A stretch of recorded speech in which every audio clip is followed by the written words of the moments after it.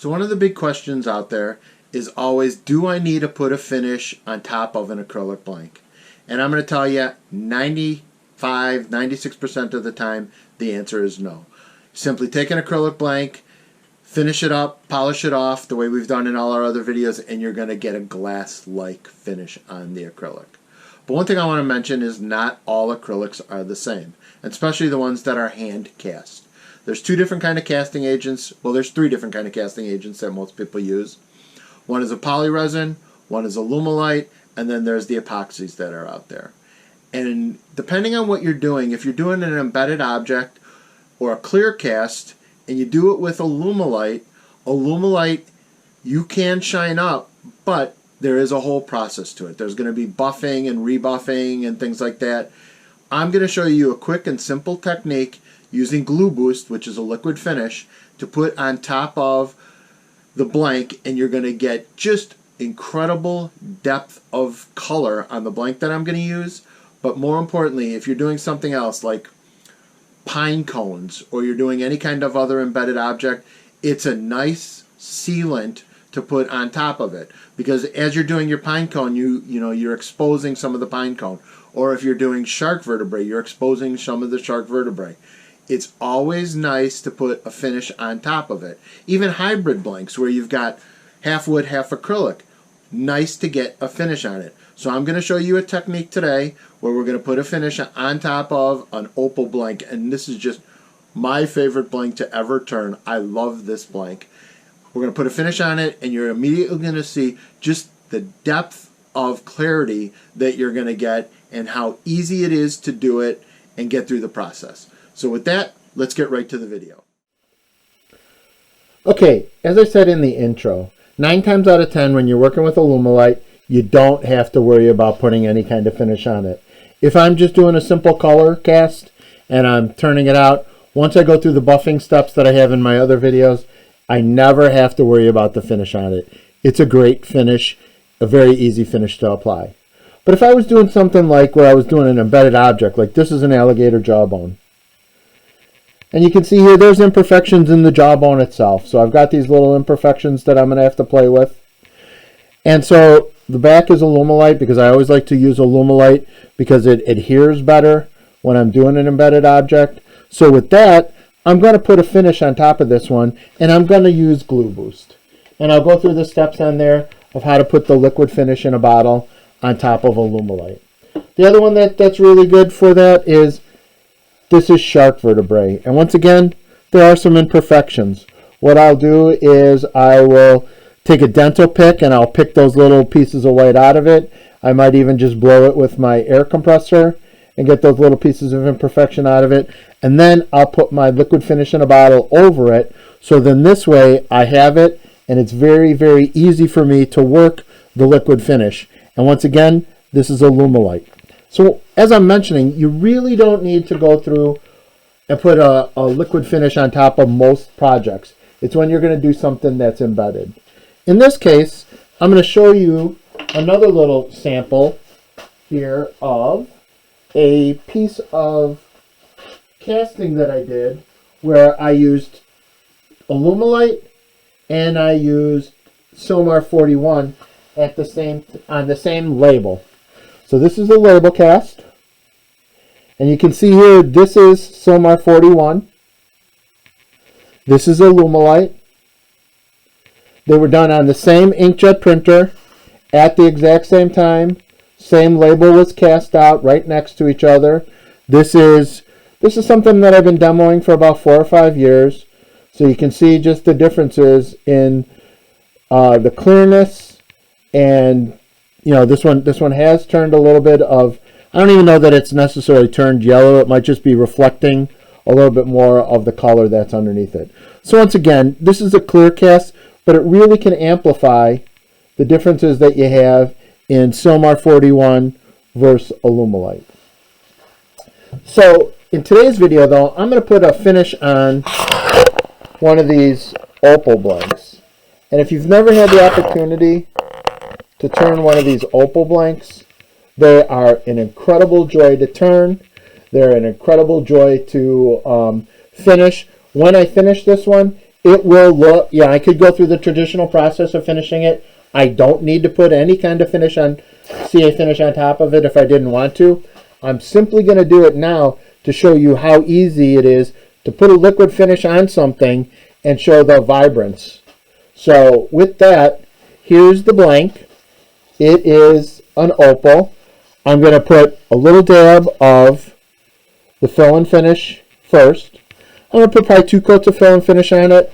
Then I'm going to put 2 coats of the fill and finish thin on top of it, and we're going to take a look at it. I'll probably only do half of the blank now to give you an idea of just the clarity that you get when you put on a liquid finish on top of Alumilte. So there's my little dab. I'm simply only going to go over the top part of the blank. And I don't know if you can see it already. Just how gorgeous that blank becomes when I've put just a little bit of finish on top of it. So, I will finish the whole thing.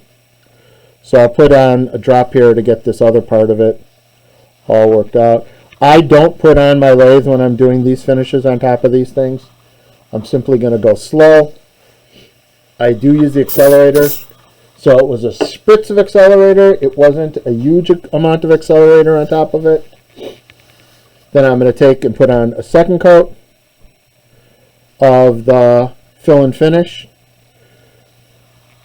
I'm not rubbing it in. I'm not pressing it in. I'm just simply getting it to go across the blank. And these blanks are hard to photograph. I'm going to tell you that right now. These opals.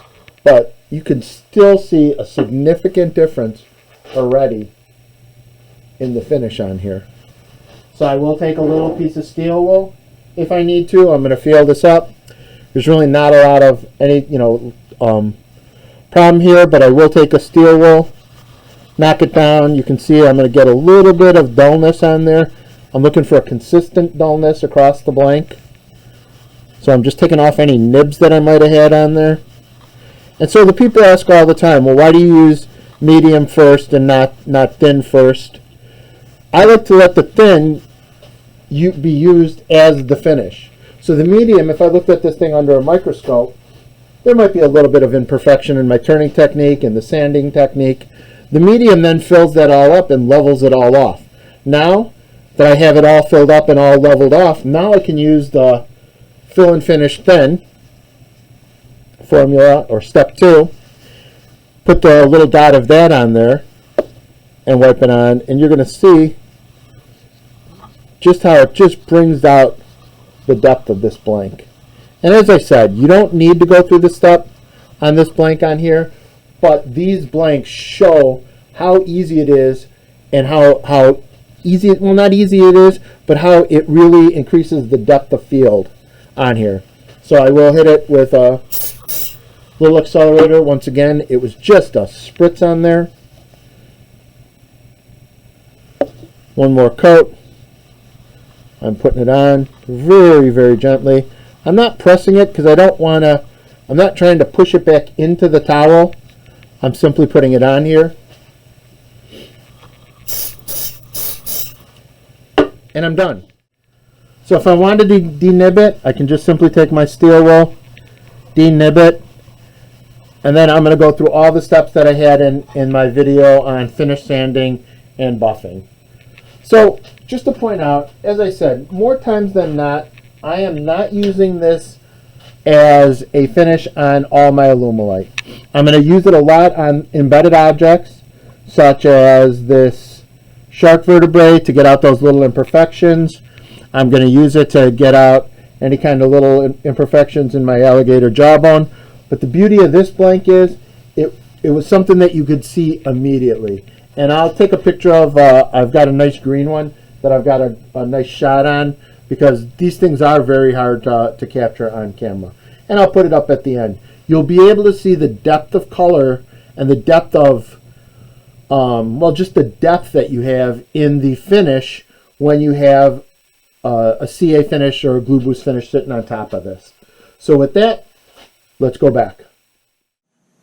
And with that, that's the end of the video. Hopefully you'll see and figure out on your own where and when to apply a finish on top of an acrylic. As I said, if you're doing PR, poly resins, you're never going to have to put a finish on top of it. They are crystal clear. If you're using Alumilte, you can get the same finish. You can work at it, you can buff it out, and you can get a very good finish on it. This method is simply how to get the depth in your finish and do it quickly, easily, and in generally less than 5 minutes, and you've just got a solid, beautiful finish on it. So as always, I thank you for watching.